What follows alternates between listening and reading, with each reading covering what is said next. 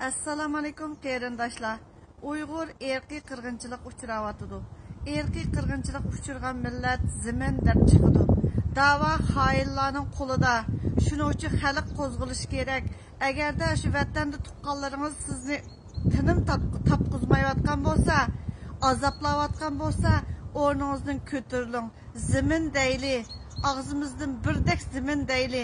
Sizlar o'ylab beqinglar, Xitoy virusini Xitoy təcrübəxanasından, virus təcrübəxanasından çıxdı degan narsaga bütün davlatlarda, bütün dünya bo'yicha parlamentdan o'tkazib, mushuncha qattiq tekshirish kerak degan ovozlar chiqyotidi.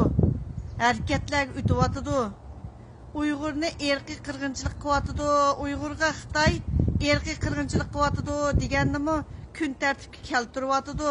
Xitoyni jazolash kerak deyotidi. Sizlarchi agar Uyg'ur bo'lgan bo'lsangiz o'rningizdan tursiz, jim o'ltamaysiz. Uyg'urning erkaklarini oldimizga otdi vatandan. Ash yalqin ro'zini ko'z oldingizga keltirib beqing. Yalqin ro'z degan bütün ash Urumchida emas, bütün o'zimizning vatan tavalligida ayollar, erlar taptatdi. Chunki og'izdan qo'rqatdi. Choyga qarshi turadi. Toydaki həşəmətçilik qarşı durardı, nəzir çıraqdaki həşəmətlik qarşı durardı, nay qarşı durardı. Oylab beqinglar, məhbus kiyimi bilan turgan rəsmiga qarab beqing. Yurkingizni etishmamdı.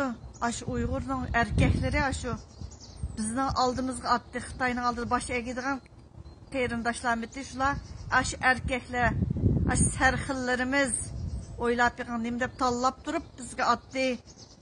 Muarifninki oldidagi sarkilarda, Muarif sepiriga sarkilar, Uyg'urning sarkilari. Aqlingizni ishlating. Uyg'ur erkiy qirg'inchilik uchrayotidi. Erkiy qirg'inchilik uchirgan millat zimin deb chiqadi. Rahmat sizlarga.